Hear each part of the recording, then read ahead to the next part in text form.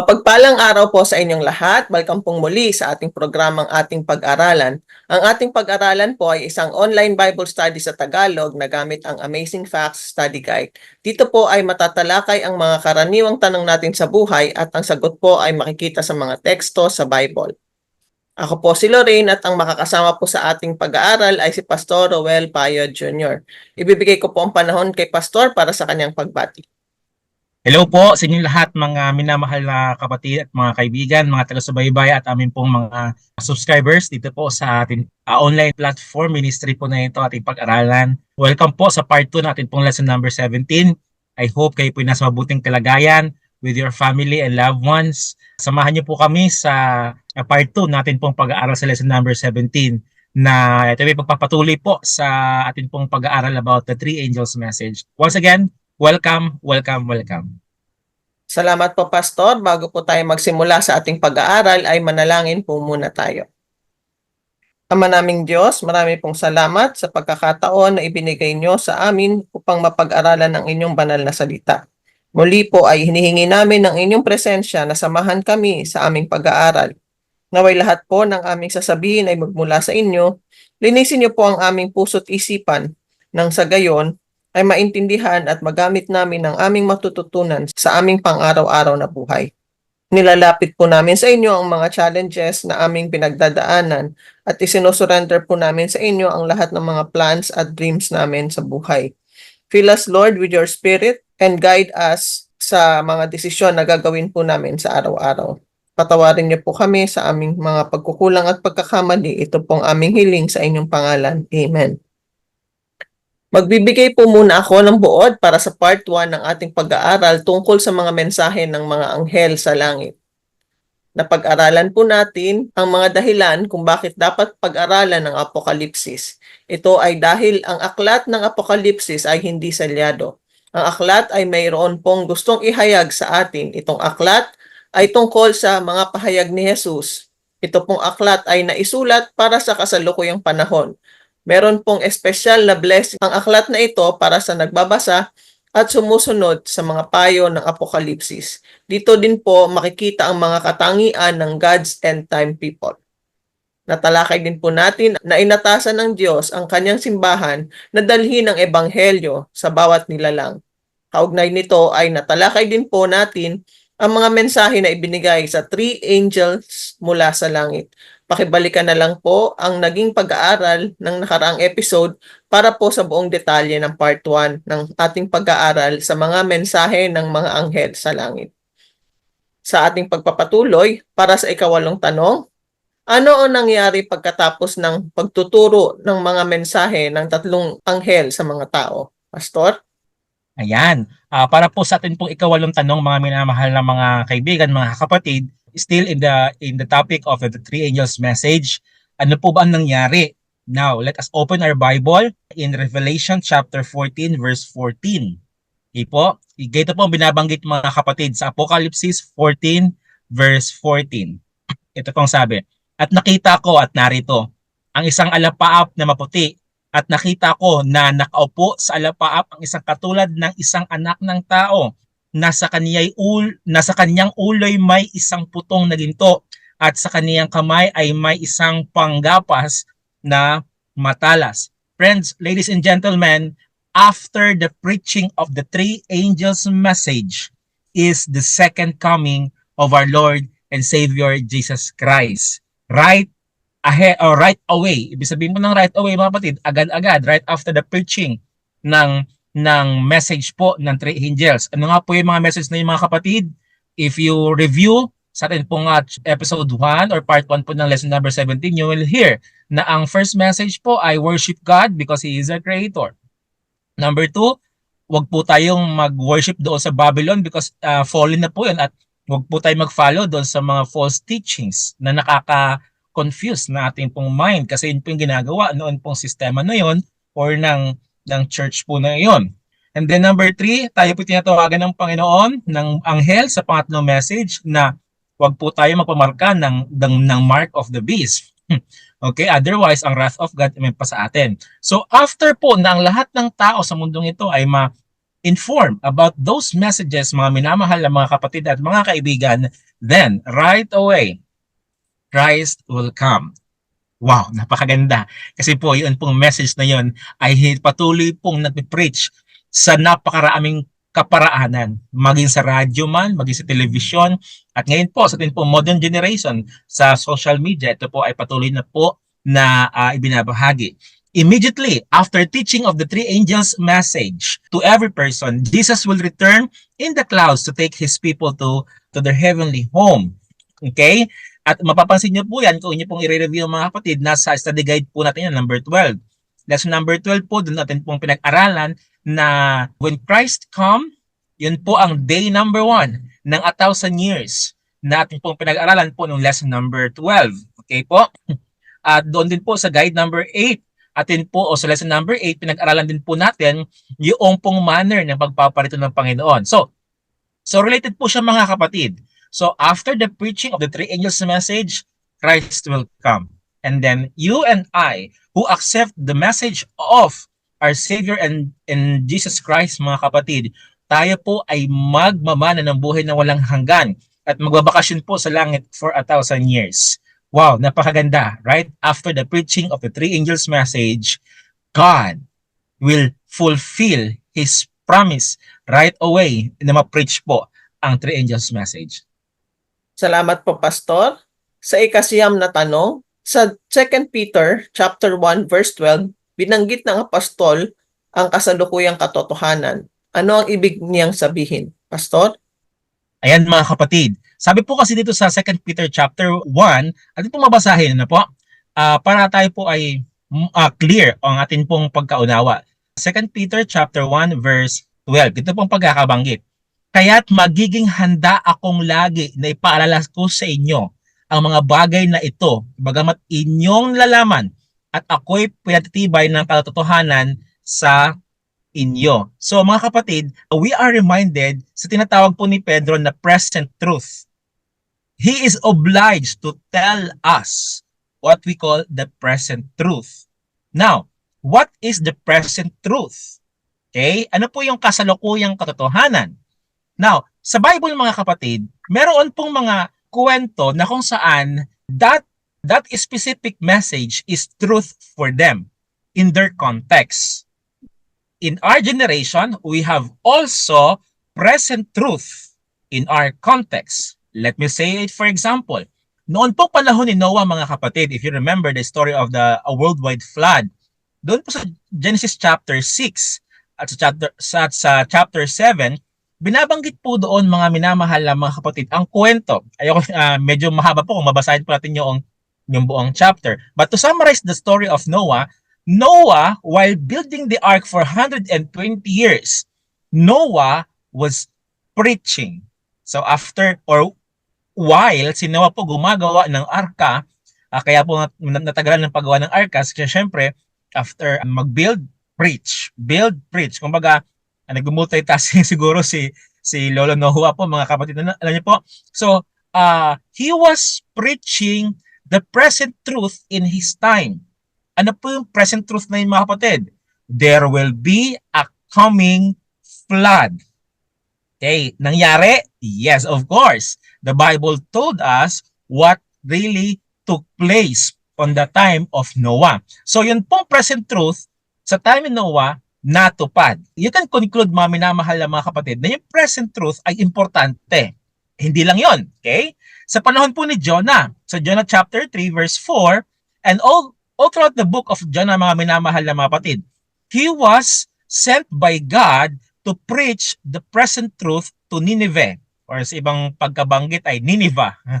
Sabi ng mga German ko mga classmate sa theology, ang kanilang pronunciation sa Nineveh ay Nineveh. Anyway, sa Nineveh po mga kapatid, he was sent there by God, si Jonah po. Ano pong present truth na binabanggit po ni Jonah?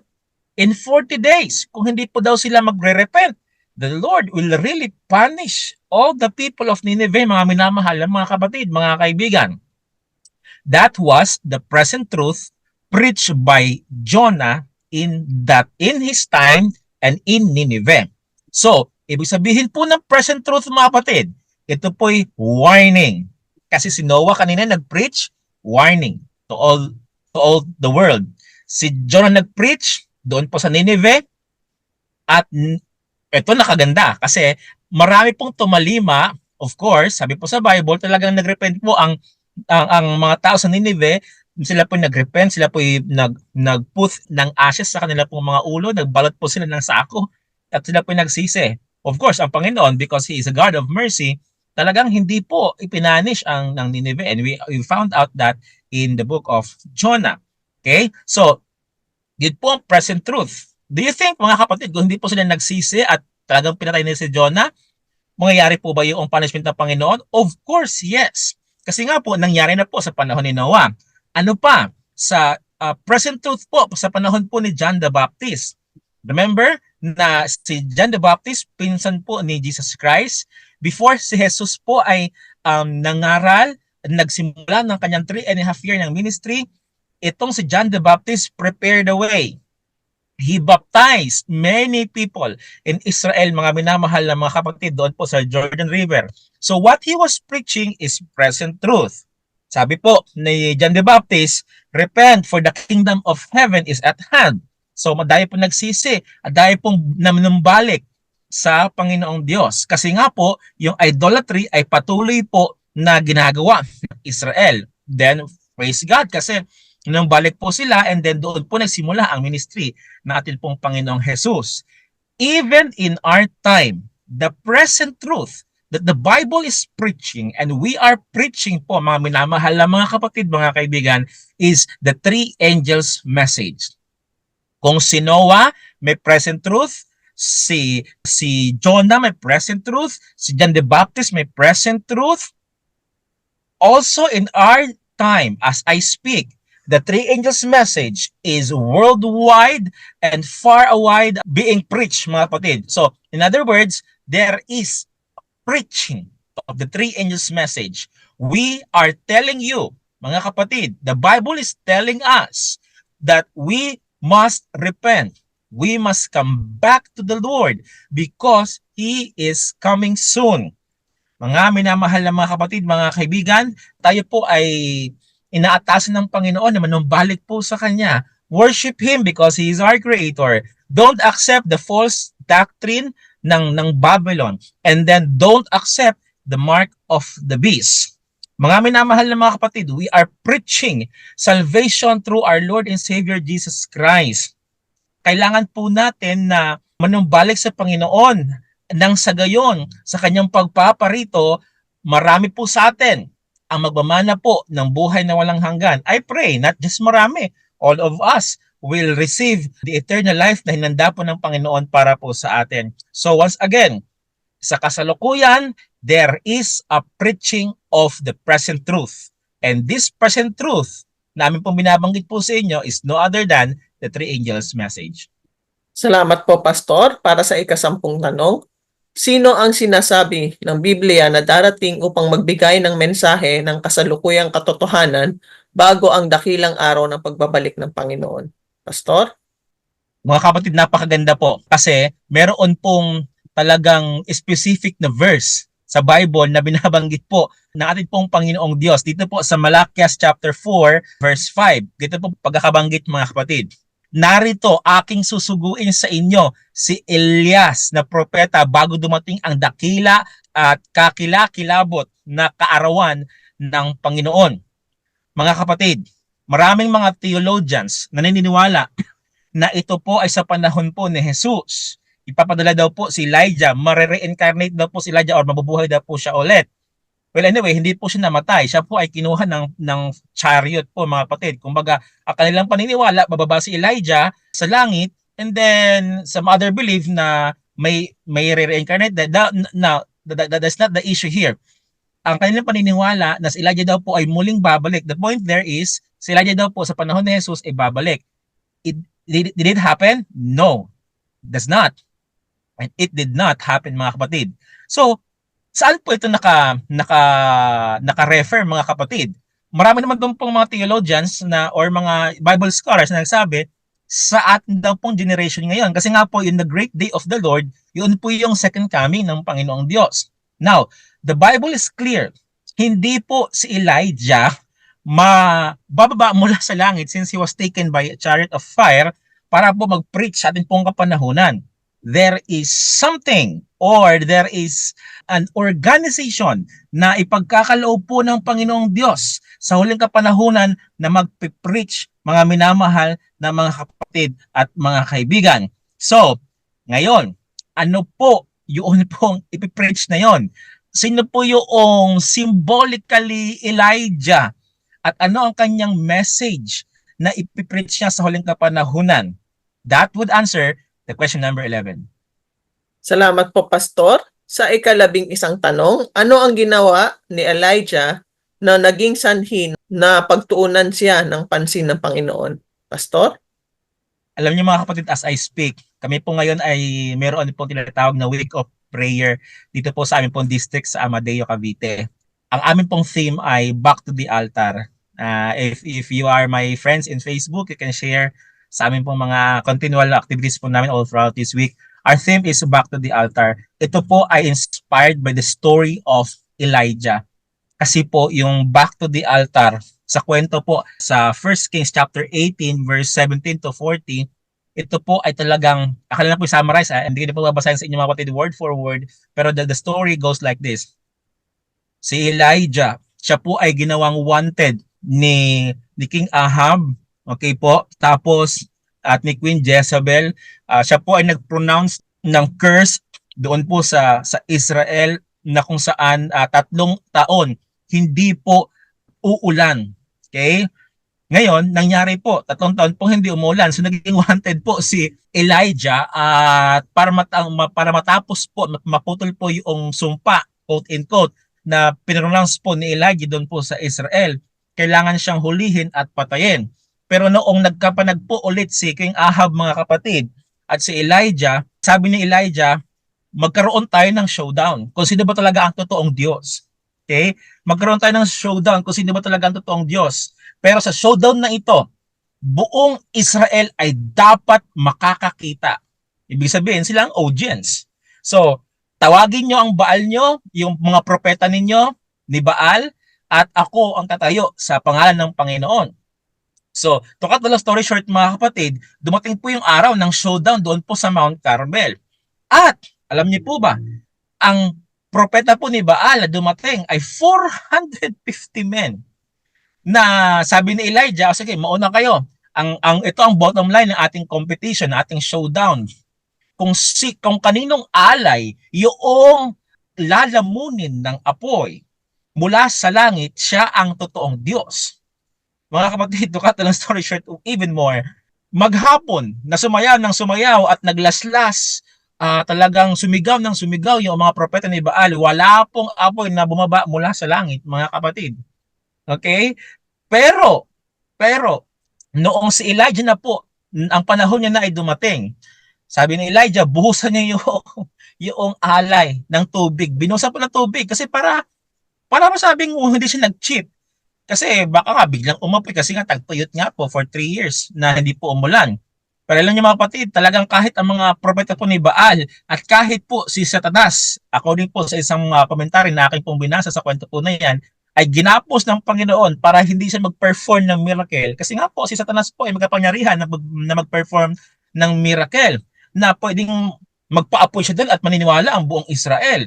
Pero hindi po ginawa na Satanas yun kasi siya po yung nakagapos that very time. Pero nung si Elijah mga kapatid, nag-pray siya sa Panginoon, Lord, may it be known to Israel that you are God.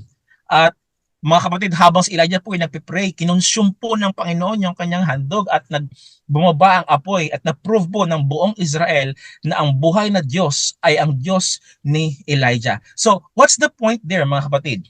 Bago nangyari po yung showdown na yon, meron pong napaka mabigat na mensahe sa Elijah sa kanila, sa buong bansang Israel. Sabi po na Elijah mga kapatid, hanggang kailan kayo magdadance into 2 opinions? Sabi po doon sa akin pong binasa mga kapatid, kailan kayo mag-way ba? Kumbaga, bakit sala sa init at sala sa lamig kayo? Hindi po din ganoon. Sabi ni Elijah mga kapatid, choose God.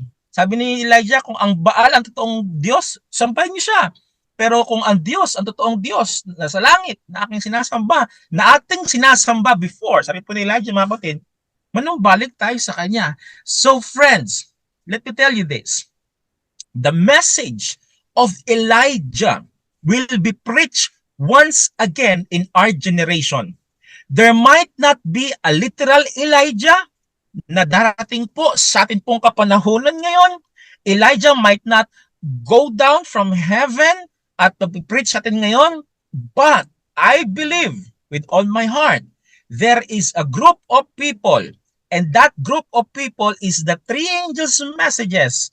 Three angels, mga kapatid, na hindi po sila literal na anghel na lumilipad sa atin pong himpapawid, pero ito may grupo ng mga tao na patuloy pong nagpipreach sa sangkatauhan na wag na po tayong magdadalawang isip, wag na po tayo magpaligoy-ligoy, wag na po tayong sumamba sa mga Diyos-Diyosan, but instead, let us turn our hearts to God. Let us go back to the altar. Kasi po yung altar na kung saan ginagawa or ginagamit po ng mga taga-Israel before, doon po sa wilderness, sa sanctuary o sa tabernakulo, ay doon po inaalay ang handog. At ang handog na inalay, na pinakalas na inalay, walang iba kundi si Kristo. So what does it mean? God is commanding us, mga kapatid, na tayo po'y manumbalik kay Jesus. Wala pong ibang Diyos-Diyosan po dapat, kundi sa atin pong Panginoong Jesus, tayo po'y manumbalik. That's the message of Elijah in our generation, mga minamahal na mga kapatid. Salamat po, Pastor. Sa ika-12 tanong, ang mensahe ni Elijah ay may dalawang aplikasyon. Ito ay isang kasalukuyang katotohanan na mensahe upang ihanda ang mga tao para sa unang pagdating ni Jesus, at isang kasalukuyang katotohanan na mensahe upang ihanda ang mga tao para sa kanyang ikalawang pagdating. Sino ang sinabi ni Jesus na ipinangaral ang mensahe ni Elias upang ihanda ang mga tao para sa kanyang unang pagdating? Pastor? Okay mga kapatid, akin po mabanggitin po sa inyo, dito po sa aklat ng Matthew, okay, aklat po ng Matthew chapter 11, meron pong specific pong binanggit po ang Panginoon na napakaganda na worthy po natin pong study po sa mga sandaling ito. Matthew 11 verse 11 and 14. Katotohanang sinasabi ko sa inyo, sa gitna ng mga ipinanganak ng mga babae ay walang lumitaw na isang dakila kaysa kay Juan Bautista. Gayunman, ang lalo maliit sa kaharian ng langit ay lalong dakila kaysa kanya. Verse 14. At kung ibig ninyong tanggapin ay siya'y si Elias na paparito. So, ano pong ibig sabihin ng mga kapatid? Ganito lang, simple lang. Jesus called John's preaching to prepare people for his first advent. Okay? Si John daw po, ang kanya pong role, yung binanggit po sa verse 11, ay to prepare the way of Jesus Christ. Okay? Kasi yung bago nagsimula ang ministry po ni Jesus Christ sa kanya pong first advent or sa kanya pong unang pagparito po sa lupa nung siya po ipinanganak sa Bethlehem, mga kapatid, si John the Baptist po ang nag-prepare ng kanyang daan, ng kanyang ministeryo. However, okay? So Elijah or Elijah's message, John's message as in Elijah's day, made truth very clear and then insisted on a distinction. The Bible says of John the Baptist, he will go in the spirit and power of Elijah. Dito po mga kapatid, binabanggit po sa Lucas, akin pong babanggitin po sa inyo, babasahin po sa inyo, sa aklat po ng Lucas, chapter 1, verse 17, dito po pagkakabanggit, at siya lalakad sa unahan ng kanyang mukha na may espiritu at kapangyarihan ni Elias upang papabaliking loob ang mga puso ng mga ama sa mga anak at mga suwail ay magsilakad sa karunungan ng mga matuwid upang ipaglaan ang Panginoon ng isang bayang nahahanda. So, mga kapatid, kung si John the Baptist was the one who prepared the ministry of Christ sa kanya pong first advent, then Elijah will be sent in our midst. In this generation, not literal Elijah, once again mga kapatid, but the spirit of Elijah. Take the word mga kapatid, spirit of Elijah Or, tinatawag po dito sa atin pong binasa sa Lucas chapter 1 verse 17, kapangyarihan ni Elijah. In other words, ulitin ko po mga kapatid, yung aking pong binanggit kanina, in our generation, there will be a group of people who are bold enough to preach the truth and nothing but the truth from the word of God like Elijah did in the Mount of Carmel. Alam niyo po, talagang walang takot na si Elijah po humarap. Again, take note ha. Once one against all. Kasi siya po'y wanted sa Israel dahil nga po sa kanyang binanggit na sumpa at 3 taon na hindi po umulan at talagang El Nino. One against many. 450 men po yung propeta po ni Baal. Pero tumayo po siyang matapang.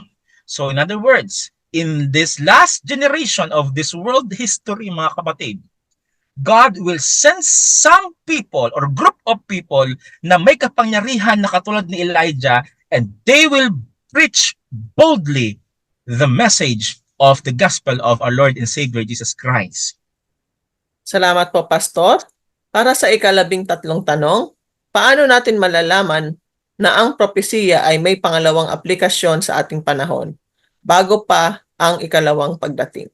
Pastor? Ayan, mga kapatid, how do we know the prophecy has a second application po sa ating pong panahon? Now, kanina po sa ito pong binasa sa Malakias 4 verse 5, I will send you Elijah the prophet. Okay? Meron pong binabanggit mga kapatid sa Lumang Tipan, ito po sa aklat po ni Joel chapter 2 verse 31, napakaganda po ng binabanggit mga kapatid. This is applied in the last generation sa ating pong kapanahonan po ngayon. At ako'y magpapakita ng mga kababalaghan sa langit at sa lupa, dugo at apoy at mga haliging usok. So, what does it mean?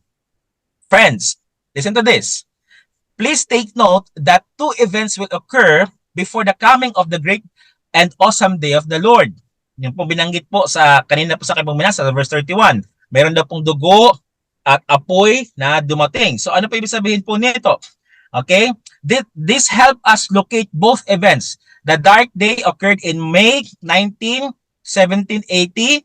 The same night, the moon appeared as blood. Ito po literal na po nangyari mga kapatid. Noon pong May 19, 1780. Okay? Yung starfall na atin pong nabanggit po ata, pang ilang topic natin, mga pangatlo ata, lesson number 3 or number 2 po ata yan, na yun pong signs of the times. Noon pong November 13, 1833 na nagkaroon po ng falling of stars. Tapos noon pong May 19, 1780, ang buwan po ay parang dugo. So, na-fulfill po yung sabi po ng Joel chapter 2 verse 31 that these events will take place, mga minamahal na mga kapatid. Okay? So, pag mangyari daw po yun, malapit na po talaga ang kapanahunan. Okay? Ang tawag na Great Day of the Lord. Now, second Elijah message after sky sign, okay, it is clear that Elijah's message does not apply to the second Elijah's message because God's great sky signs appeared more than 1,700 years, okay? Pagkatapos po na ministerya po ni John the Baptist, of course. Now, the Elijah message of Joel 2 verse 31 had to begin after those sky signs in 1833. Ano pong point po dito sa atin pong mga binabasa po dito? Simple lang po mga kapatid. There will be signs of the times. So may kinalaman po ito mga kapatid sa atin pong guide lesson, I think number 3 or number 4, number 5. Just review po sa atin pong YouTube channel po kung ano po yung topic po na yon, yung signs of the times po na atin pong pinag-aralan na previous topics po natin. Kasi po ito po may kinalaman mga kapatid. So, para bagang yung succession ng events, preaching of the gospel, 3 angels message, tapos na-fulfill po unti-unti yung signs of the times. Yung prophecies po na-fulfill po little by little. And then, the coming of the Son of Man. So mga kapatid, the Bible is talagang worthy ng ating pong pag-aaral. And the more you read the Bible po mga kapatid, and then the 3 angels message, mas lalo po tayo magiging excited sa pagpapalitan natin pong Panginoong Jesus. Salamat po, Pastor. Sa ika-14 na tanong, anong kahangahangang pagpapala ang idinulot ng pangangaral ng mensahe ni Elias? Ang mensahe ng 3 anghel. Pastor? Ayan mga kapatid. Number 1, okay? Dito po gusto ko pong masahe po sa inyo ulit mga kapatid, yung ating puminasa po kanina, Malakias chapter 4 verse 5. Akin pong ipagpapatuloy pong basahin sa verse 6. Ito pong magyabanggit mga kapatid. Verse 5, narito aking susuguhin sa inyo si Elias na propeta bago dumating ang dakila at kakilakilabot na kaarawan ng Panginoon. Verse 6, at kanyang papagbabaliking loob ang puso ng mga ama sa mga anak at mga puso ng anak sa kanilang mga magulang. Baka ako'y dumating at saktan ko ang lupa ng sumpa. Yung, of course, ito pong text na ito ay kinote po doon po sa New Testament, yun pong ministry po ni John the Baptist. So, ano pong ibig sabihin po nito mga kapatid? Simple lang po mga kapatid. Listen to this. Praise God. The Elijah message or three angels messages will bring family members together in a loving, close, joyous, heavenly relationship. Mga kapatid. Ibig sabihin, bubuklo rin po ng mensahe po ni Elijah sa huling kapanahunan ang mga pamilya.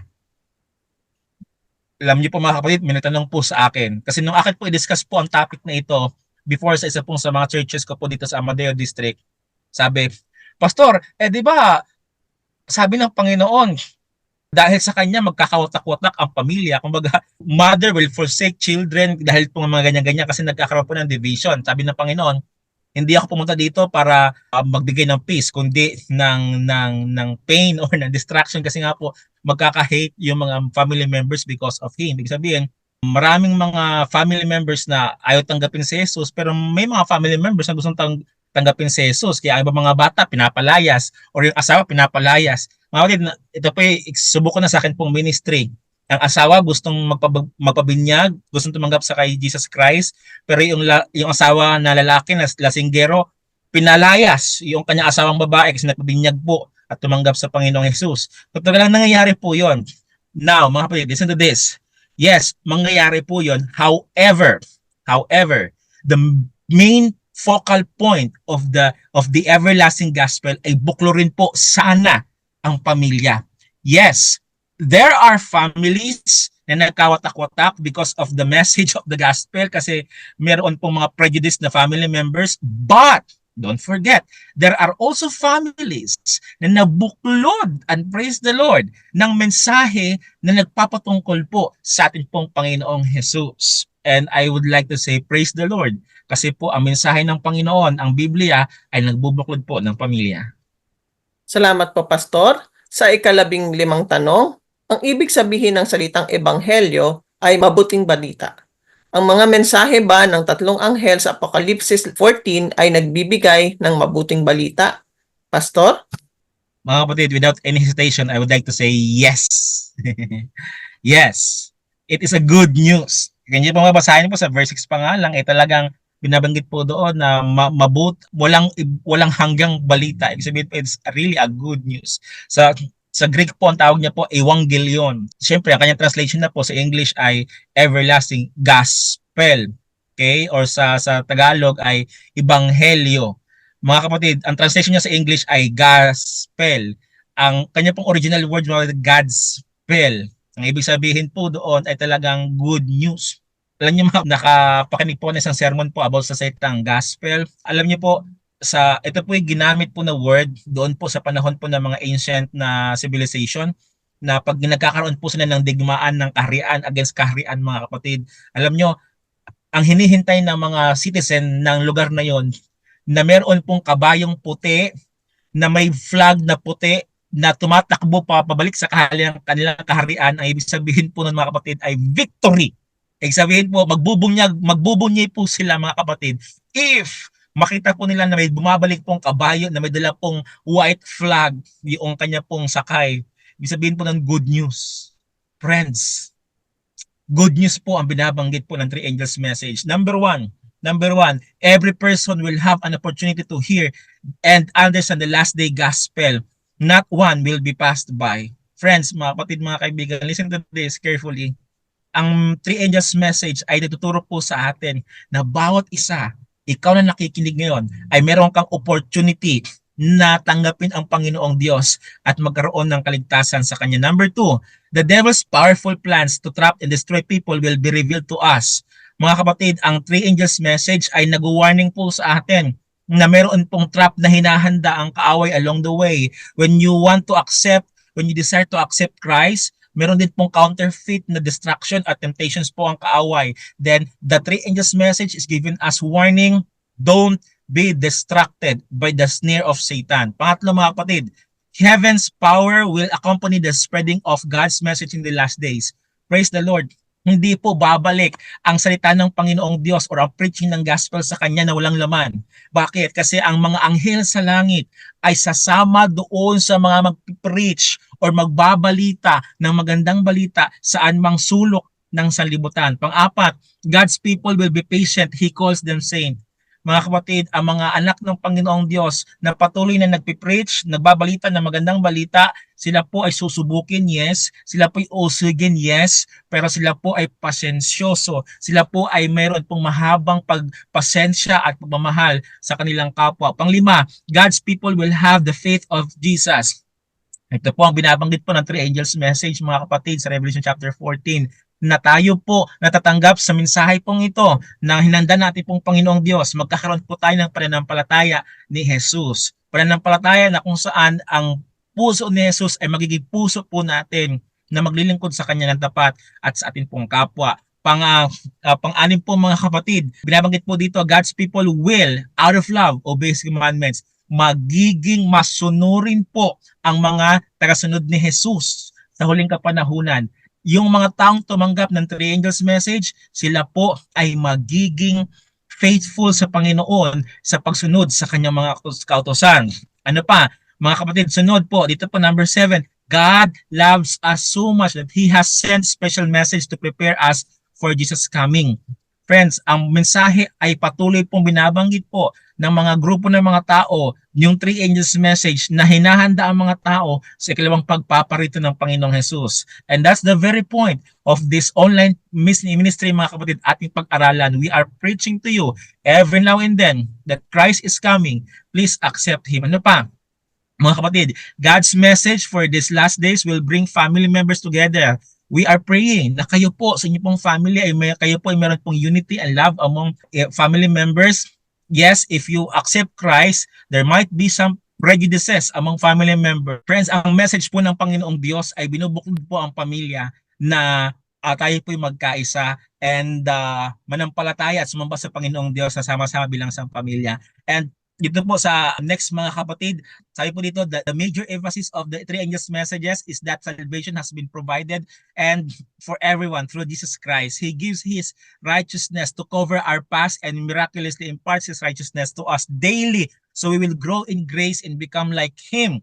With Him, we cannot fail. Without Him, we cannot succeed. So ano pong point mga kapatid?